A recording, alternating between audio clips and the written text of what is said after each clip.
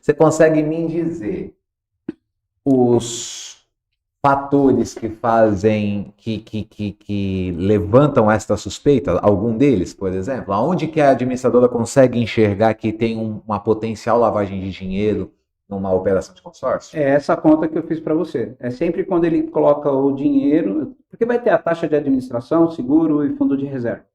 Então, quando ele colocar mais recurso para dentro do consórcio, onde ele não tem uma vantagem de se levar o prazo que ele tem para poder finalizar o consórcio em 50 meses, 60 meses, 80 meses, e trazer isso para muito mais perto, ele sai do foco e do principal objetivo do consórcio, que é comprar o bem com um autofinanciamento dentro de um grupo cooperativado. Então, ele sai desse objetivo. É esse tipo de antecipação que traz a suspeita. Porém, eu sei onde você iria bater ali e falar assim, porque às vezes eu coloco a cota para uma determinada administradora, a gente começa a observar o grupo e vê que os lances estão acima de 60%, 65%, 70% e fica impossível daquele cliente que eu coloquei lá dentro. O cliente do varejo. Que ele não vai contemplar. Mas a gente não pode esquecer que você, vendedor, não vende só para o varejo. Você vende para outros clientes que olham esse grupo e veem uma oportunidade de ofertar esse lance maior também. E em determinado momento você até vendeu para ele lá no começo do plano, ou há um ano atrás, e falou para ele, ó, junta o dinheiro, faz uma poupança auxiliar para você poder ofertar um bom lance. Então, no planejamento financeiro, isso começa a acontecer com frequência. Num universo onde você tem 900 cotas colocadas num grupo médio hoje de prazo, né? É normal você chegar num determinado momento do andar do grupo, começar a ter uma performance mais agressiva, os lances subirem, esses clientes saírem da frente, depois ele começar a reduzir com os lances de quitação, depois de 60%, 70% do plano pago.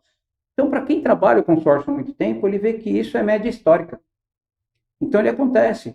Às vezes, o fato da gente colocar um cliente num grupo desse, sem analisar o tempo que ele está levando, é onde a gente coloca o cliente na venda consultiva no momento errado. Esse período, quando você começou... Eu já saí do crédito, agora eu não, sou então, vendedor, vou voltar lá, que eu tenho umas perguntas legais depois pra gente falar sobre isso, mas quando você começou, a gente tá falando lá antes da lei de 2008. Isso. Como que era? Que principal diferença que você vê? Porque você está falando de uma operação que era bem feita, sem haver a lei. Quando não havia a lei, havia o quê? Era a Receita Federal que fiscalizava? Eu não peguei a Receita, eu peguei a transição para o Banco Central. Já era lei, já. Entrando o Banco Central para normatizar, fiscalizar e tudo mais. E eu fiquei, acho que de 94 até o 2008, né? Uhum. Respirando o Banco Central nos fiscalizando, comparecendo nas administradoras, com uma fiscalização mais próxima, se baseando em processos judiciais, reclamações, para poder fazer a fiscalização de fato. Houve um Ele estava incorporando o produto, ele né? estava trazendo o produto para dentro, de fato, essa incorporação, né?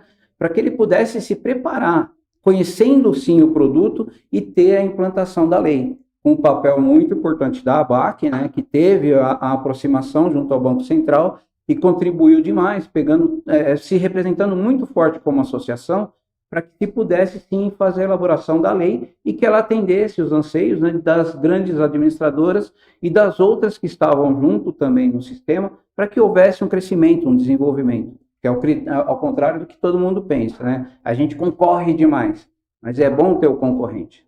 E não seria a conquista grande do Palmeiras no campeonato se ele não visse o Corinthians para trás. Então, no ramo de consórcio, a gente se respeita demais, justamente por conta disso. É um mercado amplo e que a concorrência tem que ser justa. Ou seja, o Banco Central ficou uns 10 anos para implementar uma lei. Foi mais ou menos isso. Mais ou menos isso. E a gente fala que o consórcio não é algo tão simples. Ele é muito complexo tecnicamente falando, né? Por trás da proposta de venda, né? A retaguarda toda é uma complexidade muito grande. E é sempre um grande desafio você pegar essa complexidade e transformar isso tudo para o cliente, né? Para fazer esse filtro, chegar no nosso vendedor, no nosso parceiro e colocar ele de forma muito clara e muito simples para que o cliente conheça todo o produto.